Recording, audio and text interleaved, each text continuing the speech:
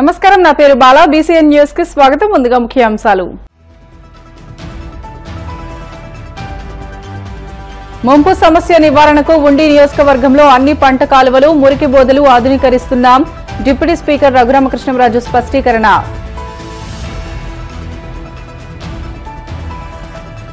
Emergency రోజునే జగన్ విధ్వంస పాలన మొదలుపెట్టారన్న హోంమంత్రి అనిత. 2019 జూన్ 25నే ప్రజావేదిక కూల్చేశారని వెల్లడి.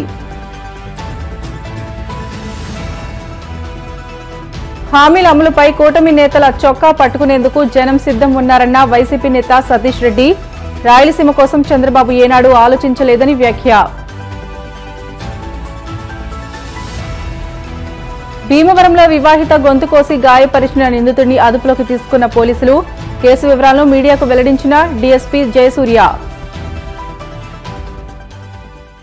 డ్రైనేజీ కారణంగా 1 సెంటు భూమి కూడా మునిగిపోవడానికి వీలు లేదని, దానికి సంబంధించి ఉండి నియోజకవర్గంలో అన్ని పంట కాలువలు, మురికి బోదెలు ఆధునీకరిస్తున్నట్లు శాసనసభ ఉపసభాపతి, ఉండి ఎమ్మెల్యే కనుమూరి రఘురామకృష్ణంరాజు చెప్పారు.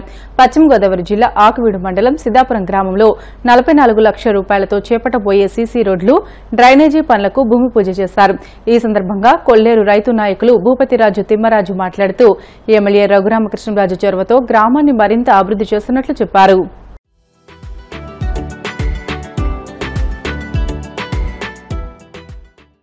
సిద్దాపురం గ్రామంలో 44 లక్షల రూపాయల వ్యయంతో అభివృద్ధి కార్యక్రమాలకి శంకుస్థాపన చేయడం జరిగింది. అందులో 10 లక్షల రూపాయలు డ్రైన్లకి, ఆ డ్రైన్స్ కూడా ఇంకుడు గుంతల డిజైన్ లో ఆ కొత్త రకంగా ఆ డ్రైన్స్ ప్లాన్ చేయడం జరుగుతుంది. ట్రయల్ గా మొన్న కమిషనర్ పంచాయతీరాజ్ కృష్ణతేజ గారు కృష్ణా జిల్లాలో చేయడం జరిగింది. రిజల్ట్స్ అన్ని బాగున్నాయి. ఎక్కడా కూడా ఇంకా దోమలు రావడానికి కూడా అవకాశం లేకుండా మన నేలలోనే నీళ్ళన్నీ కూడా గ్రౌండ్ వాటర్ లెవెల్ కూడా చక్కగా ఉండేలాగా ఆ డ్రైన్ల నిర్మాణం జరుగుతుంది. ఇక రోడ్లకు కూడా ఒక 33 లక్షల రూపాయలతో రోడ్ల పనులు కూడా మొదలవుతాయి. అన్ని పనులు రాబోయే 60 రోజుల నుంచి 90 రోజుల కాలంలో సంపూర్ణంగా పూర్తి చేసే దిశగా ముందుకెళ్తున్నాం. ఇలాగే ఈ గ్రామంలో ఈ పనే కాకుండా అన్ని గ్రామాల్లో కూడా వ్యవసాయానికి ఇబ్బంది లేకుండా, అలాగే తాగునీటికి ఇబ్బంది లేకుండా మొత్తం సమూలంగా కాలువల్ని, డ్రైన్లని కూడా ప్రక్షాళన చేయడం జరుగుతుంది. మీరు ఇక్కడ వచ్చే ముందు ఆ డ్రైన్, రుద్రయ్య కోడి డ్రైన్ చూసుంటారు. ఆ బ్రిడ్జికి ఇదివరకు 2 పక్కల కీకరాజ్యం కనపడేది. అది డ్రైన్ అంటే ఊహించుకోవాలంటే. మరి ఒక పక్క కనుచూపు మేర మొత్తం అంతా క్లీన్ చేయడం జరిగింది. ఆ రెండో పక్క అరణ్యంలాగా ఉంది. రాబోయే 3 నెలల కాలంలో ఆ రుద్రయ్య కోడ డ్రైన్ మొత్తం కూడా కంప్లీట్ గా ఒక పంట కాలువ మాదిరిగా ఆ డ్రైన్ కూడా చేయటం జరుగుతుంది. అలాగే ఇక్కడ ఎప్పటి నుంచో ఉన్న డ్రైన్లన్నీ కూడా ఏమన్నా ఆక్రమణలు ఉంటే ఆక్రమణలు తొలగించి, ఆ పక్కనే చెరువు గట్లు అని చెప్పి ఈ చేపల చెరువులు, రైలు చెరువులు ఆక్రమించినవి ఉంటే అవి డ్రైన్లు, కాలువలు ఆక్రమించి వరి కూడా ఊడుస్తున్నారు కొంతమంది. అవన్నీ కూడా మళ్ళీ సక్రమంగా డ్రైనేజ్ వ్యవస్థ సరిగ్గా లేకపోతే ప్రజలు ఎంత దారుణంగా ఇబ్బంది పడతారు. రైతులు అనడానికి సిద్దాపురం గ్రామాన్ని మించిన, మనం ఉన్న గ్రామాన్ని మించిన గ్రామం ఇంకోటి లేదు.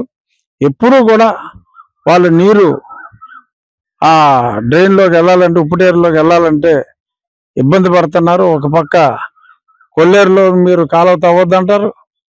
అన్ని రకాల ఇబ్బందులు కూడా ఈ ఊరు మీదకే కొట్టొచ్చినట్టుగా ఉన్నాయి. ఇలాంటి ఇబ్బందులు ఇంకా చాలా ఊర్లలో ఈ మోతాదులో లేకపోయినా, ఒక సిద్దాపురానికే కాదు, ఎక్కడా కూడా 1 ఇంచు భూమి, 1 ఎకరం భూమి కాదు, 1 ఇంచు భూమి కూడా డ్రైనేజ్ వ్యవస్థ లేక మునిగిపోయిందని చెప్పి కంప్లైంట్ రావడానికి వీల్లేని విధంగా ఒక చక్కటి ప్రణాళికతో ప్రజలందరి సహకారంతో పనిచేసుకుంటూ వెళ్తున్నాం. ఇవాళ 34 లక్షల సిమెంట్ రోడ్లు ఇచ్చారు రఘురామకృష్ణ సహకారం జిల్లా పరిషత్ గ్రాంటు. మేమందరం కూడా ఒకే మాట మీద, రఘురామకృష్ణ చెప్పారు పార్టీలకు అతీతంగా, మేమందరం కూడా ఒక మాట మీద గ్రామ డెవలప్మెంట్ లో కలిసి పనిచేస్తున్నాం. అలాగే 10 లక్షల రూపాయలు డ్రైన్స్ కూడా రఘురామకృష్ణ గారు ఇవ్వడం జరిగింది. మాది కొల్లేరు ప్రాంతం అని సమర దృష్టికి తెలుసు. అంచేత కొంచెం మమ్మల్ని కొంచెం స్పెషల్గా గ్రాంట్ల విషయంలో మమ్మల్ని చూసి ఇంకా చాలా కార్యక్రమాలు మా గ్రామంలో సీసీ రోడ్లు ఇవన్నీ చేసుకోవాలి. ఎమ్మెల్యే గారి సహృదయంతో కొంచెం అడిషనల్ గ్రాంట్లు మా ఊరికి ఇప్పించమని కోరుతూ మాకు ఈ అవకాశం వచ్చిన మీకు ప్రత్యేకమైన కృతజ్ఞతలు తెలుపుకుంటూ, దేశంలో ఎమర్జెన్సీ విధించిన రోజునే జగన్ ప్రజావేదిక కూల్చివేతతో 2019 జూన్ 25న తన విధ్వంస పాలన ప్రారంభించారని, 5 ఏళ్లు భరించిన ప్రజలు 11 సీట్లతో ఆయనకు బుద్ది చెప్పారని హోంమంత్రి అనిత పేర్కొన్నారు. టీడీపీ కేంద్ర కార్యాలయంలో ఆమె మీడియాతో మాట్లాడారు.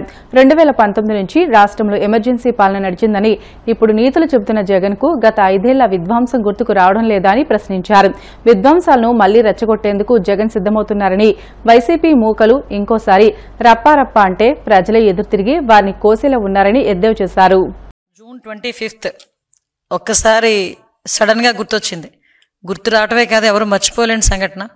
2019 జూన్ 25 అనేసరికి ఒక విధ్వంసానికి, ఒక విద్వేషానికి బ్రాండ్ అంబాసిడర్ గా ఉన్న జగన్మోహన్ రెడ్డి ఆ రోజు ప్రజావేదిక కూల్చివేసిన దినం.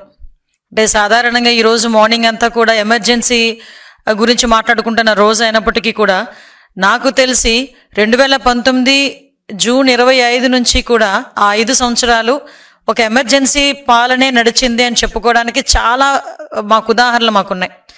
అంటే ఒక విద్వేషం, ఒక విధ్వంసం అన్నది ఎజెండాగా పెట్టుకొని సుమారుగా చెప్పాలంటే 2019లో రాజ్యాధికారం తీసుకున్న తర్వాత జగన్మోహన్ రెడ్డి అప్పటి నుంచి కూడా తన అధికారాన్ని, తన అడ్మినిస్ట్రేషన్ని కూల్చివేతలకి, లేకపోతే విధ్వంసానికి, విద్వేషానికి, హత్యలకి, ఆత్మహత్యలకి ప్రేరేపించాడే తప్ప ఒక అమరావతిని నేల రాయటానికి, అదేవిధంగా పోలవరాన్ని ఎట్టి పరిస్థితులు కట్టకుండా చూసుకున్నాడే తప్ప ఏ రోజు కూడా ప్రజా సంక్షేమం, రాష్ట్ర అభివృద్ధి అనేది లేకుండా 5 సంవత్సరాలు కూడా పరిపాలన అమోఘంగా చేశామని చెప్పేసి అంకలు గుద్దుకొని తీరా ఏదో అంటారు కదా, బొక్కబోర్లా పడినట్టుగా 11 సీట్లకు పరిమితమైపోయిన పరిస్థితి.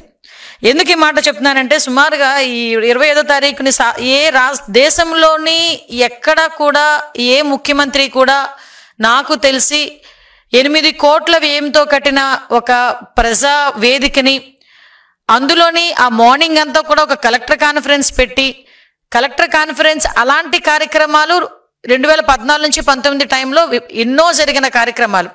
ఈయన అధికారంలోకి వచ్చిన తర్వాత కలెక్టర్ కాన్ఫరెన్స్ పెట్టి ఆ తర్వాత బయటకు వచ్చి ఒక పైశాచిక ఆనందంతో ఆ ప్రజావేదికని కూల్చి చేస్తూ ఉంటే ఒక రకమైన సైకో ఆనందాన్ని పొందిన వ్యక్తి ఎవరైనా ఉన్నారంటే ఇప్పటి పులివెందుల ఎమ్మెల్యే గారు మన జగన్మోహన్ రెడ్డి గారిని ఒక ఉదాహరణగా తీసుకోవచ్చు. ఇప్పటికీ కూడా ఆ ప్రజావేదిక శకలాలు అక్కడే ఉన్నాయి. అంటే విషయం ఏంటంటే, ఎందుకు ఈ మాట నేను పర్టికులర్గా చెప్తున్నానంటే, ఈరోజు బయటకు వచ్చి విధ్వంసాలు మళ్ళా తిరిగి రెచ్చగొట్టాలని వాళ్ళ వైసీపీ మూకలతో బయటకు వచ్చి ఒక రకమైన విధ్వంసమైన వాతావరణాన్ని, ఒక హింసా వాతావరణాన్ని ప్రేరేపించడానికి రెడీ అవుతున్నాడు. దానికి బట్టి మనం ఒకసారి ప్రీవియస్గా కూడా జగన్మోహన్ రెడ్డి తాలూకా నేచర్ మనం అర్థం చేసుకుంటే, జూన్ 25వ తారీఖు 2019లో ప్రజావేదిక కూల్చిన దగ్గర నుంచి మొదలు పెట్టుకొని 2024 మార్చ్ ఏప్రిల్ ఎలక్షన్స్ వరకు కూడా తిరిగి ఇప్పటికీ అధికారం కోల్పోయిన తర్వాత కూడా ఇప్పటికీ కూడా అటువంటి పందాలు నడుచుకునే దానికి ప్రయత్నం చేసే పరిస్థితి కూడా మీ అందరూ కూడా గుర్తుపెట్టుకోవాలి. సుమారుగా మనం చూసుకుంటే అధికారం చేతిలోకి వచ్చిన తర్వాత ఎంత దారుణం అంటే, అన్నా క్యాంటీన్లు 5 రూపాయలకి అన్నం పెట్టే అన్నా క్యాంటీన్లకి కూడా నిర్వీర్యం చేసేసి అన్నా క్యాంటీన్లన్నీ మూసేశాడు. మేము ఆ రోజు నెత్తి నోరు పెట్టుకున్నాం, అన్నా క్యాంటీన్లు అన్న పేరు కనుక నీకు నచ్చకపోతే రాజన్నా క్యాంటీన్ అని పెట్టుకోవయ్యా, అంతేగాని పేదవాడి చేతి దగ్గర కూడు మాత్రం కొట్టొద్దు అని చెప్తే ఆ రోజు కూడా ఏమీ అంటే జాలి కనికరం ఏమీ లేకుండా ఆ అన్నా క్యాంటీన్లు మూసేశాడు. అదేవిధంగా ఎక్కడైనా సిమెంట్ రోడ్లు వేసిన పరిస్థితి ఎక్కడైనా కనిపించిందా? పోలవరాన్ని తీసుకెళ్లి మూలన కూర్చోబెట్టాడు.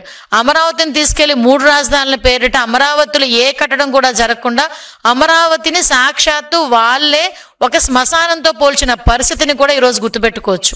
ఇవన్నీ ఒక ఎత్తైతే, ఎవరైనా గట్టిగా మాట్లాడితే వాళ్ళ మీద కేసులు పెట్టడం, గట్టిగా ప్రశ్నిస్తే వాళ్ళని పిచ్చోళ్ళని చేసి రోడ్డు మీద కొట్టే పరిస్థితి, మరీ ఎక్కువగా మాట్లాడితే హత్యలు చేసే పరిస్థితి, ఇవన్నిటినీ కూడా దాటుకొని 5 సంవత్సరాల పాటు ప్రజలందరూ కూడా నానా ఇబ్బందులు పడి ఈ రోజు కూటమి ప్రభుత్వం మీద నమ్మకంతో సుమారుగా 164 సీట్లు ఇచ్చి ఈ రోజు మమ్మల్ని గెలిపించి ఈ రోజు అతి నమ్మకాన్ని మా మీద పెట్టుకుని ఈ రోజు ప్రజలు ప్రశాంతంగా జీవించే పరిస్థితి ఈ రోజు కనిపిస్తా ఉంది.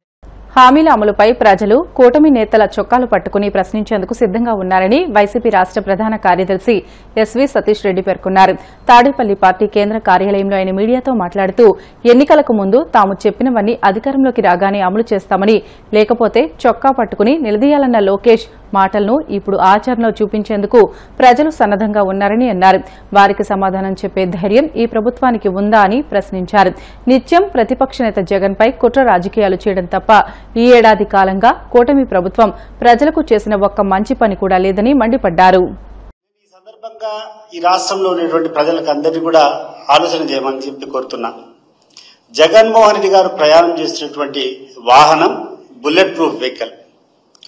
దాని యొక్క బరువు 5 టన్నులు ఉంటుంది. పొరపాటున దాని కింద పడి ఎవరైనా పడితే నుగ్గు అయిపోతారు. నుగ్గు అసలు ఒక షేప్ అనేది లేకుండా నుగ్గు అయిపోయేటువంటి పరిస్థితి ఉంటుంది. మరి అదే క్లిప్పింగ్ చూస్తే ఈ సింగయ్య కింద పడిన తర్వాత ఎవరో పక్కన పెట్టారు. పక్కన పెట్టిన తర్వాత ఆయన ప్రాణంలో ఉన్నటువంటి క్లిప్పింగ్స్ కూడా చూపిస్తున్నారు. దీన్ని బట్టి అర్థమవుతా ఉంది అసలు ఎంత దిగజారుడు రాజకీయాలు వీళ్ళు చేస్తున్నారనేటువంటిది. నేను అడుగుతున్నాను చంద్రబాబు నాయుడు గారిని, అయ్యా నువ్వు అనేక హామీలు ఇచ్చావు, నువ్వు హామీలు అమలు చేయలేకపోతున్నావు. నువ్వు నీ కొడుకులు రకరకాల మీరు ఇచ్చినటువంటి హామీలను నమ్మకం కలిపేదానికి రకరకాల పదాలు వాడారు. నువ్వు పవన్ కళ్యాణ్ అయితే బాండ్ రూపంలో ప్రజలకందరికీ ఇది మేము ఇచ్చేటువంటి బాండ్ తీసుకోండి, రాకుండా ఉంటే నన్ను అడగండి అని చెప్పి మీరు అడిగారు. మీ కుమారుడు లోకేష్ అయితే ఏకంగా కూర్చొని ఈ కార్యక్రమాల అమలు కాకుండా ఉంటే నా కాలర్ పట్టుకోండి అని చెప్పి మాట్లాడేటువంటి సందర్భం. లోకేష్ అయితే వచ్చి కూర్చొని ఎన్నికల ముందు ఈ హామీలు అమలు కాకుంటే నా కాలర్ పట్టుకొని నన్ను నిలదీయండి అని మాట్లాడాడు. ఈరోజు లోకేష్ గారు మీరు చెప్పండి, ఎప్పుడు వస్తారు? నీ కాలర్ పట్టుకునే దానికి జనాలంతా రెడీగా ఉండరు. నువ్వు మాట్లాడినటువంటి మాటలు కాదా? నువ్వు ఆ రోజు హామీలు ఇచ్చావు. ఈ రోజు నువ్వు ఇచ్చినటువంటి హామీలు నెరవేర్చడంలో నువ్వు వైఫల్యం పొందినావు. నువ్వు వైఫల్యం పొందేటటువంటి నీ వైఫల్యాలను కప్పిపుచ్చేదానికోసము ఈ రోజు ప్రతి నిత్యం కూర్చొని ఇప్పటికి కూడా జగన్ నామస్మరణం తప్పితే మీరు చేయగలిగింది ఏంది, మీరు చేసేది ఏముంది ఒకసారి ఆలోచన చేయండి. ఎందుకు ఇంకా ఇంత దిగజారుడు పనికి మీరు ఆలోచన చేస్తున్నారు?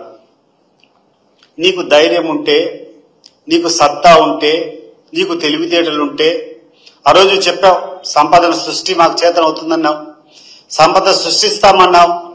అవన్నీ చేయకుండా ఈ రోజు ఎక్కడ చూసినా ఏ రాష్ట్రంలో అయినా కూడా అభివృద్ధి జరుగుతూ ఉంటుంది. పన్నులు వచ్చేది కానీ, లేకుండా ఉంటే రాష్ట్ర అభివృద్ధి కానీ, రాష్ట్ర ఆదాయం కానీ ఒక సంవత్సరం కంటే నెక్స్ట్ ఇయర్ పెరుగుతానే పోతుంది. నెక్స్ట్ ఇయర్ బడ్జెట్ కూడా పెరుగుతానే పోతుంది.